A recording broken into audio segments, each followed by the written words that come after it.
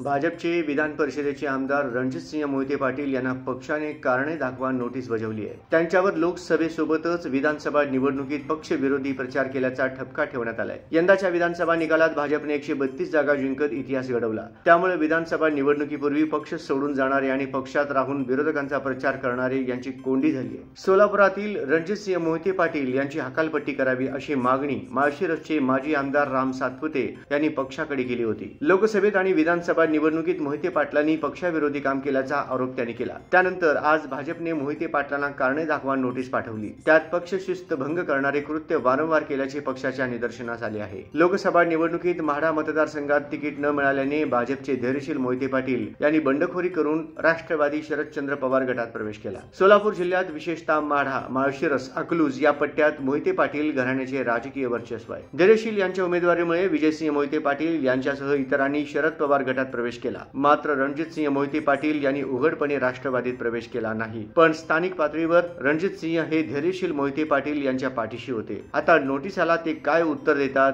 हे पाहणे महत्त्वाचे आहे।